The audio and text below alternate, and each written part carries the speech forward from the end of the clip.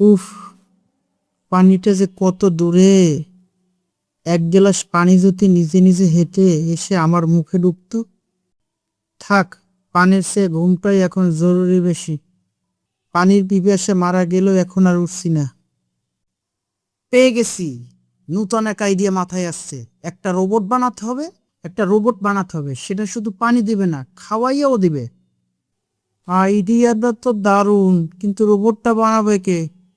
রোবটটা বানানোর জন্য তো আগে বিছানা থেকে উঠতে হবে। না, আইডিয়া বাদ।